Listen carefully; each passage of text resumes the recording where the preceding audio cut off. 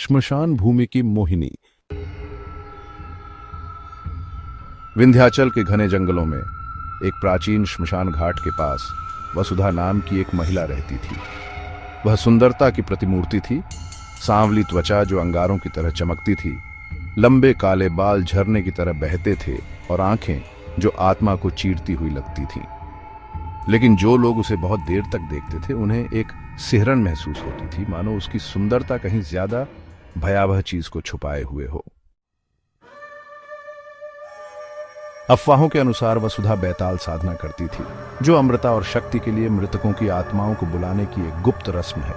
उसके आकर्षण ने दूर दूर के गांवों से लोगों को अपनी ओर खींचा, लेकिन कोई भी कभी वापस नहीं लौटा।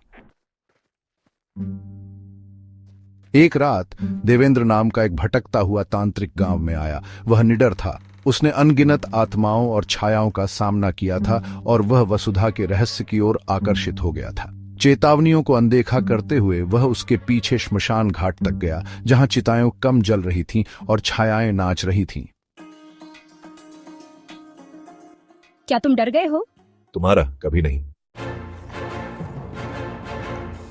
लेकिन जैसे जैसे रात गहराती गई उसने उसे बदलते देखा।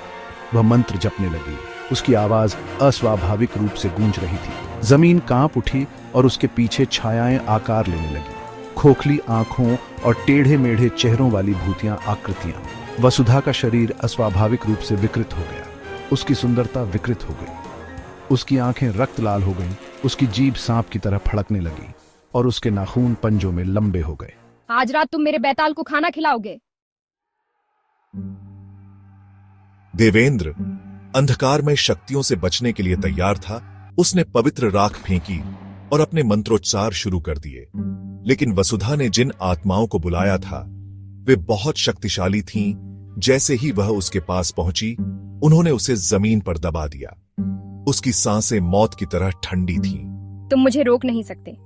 मुझे अपनी साधना पूरी करने के लिए तुम्हारी आत्मा की आवश्यकता है। देवेंद्र चिल्लाया। उसे लगा कि उसकी जीवन शक्ति खत्म हो रही है, लेकिन अपनी आखिरी सांस के साथ उसने एक सुरक्षात्मक मंत्र का जाप किया। उसके शरीर से प्रकाश फूट पड़ा, जिससे आत्माएं भाग गईं और वसुधा राख हो गई। लेकिन गांव शापित ही रहा।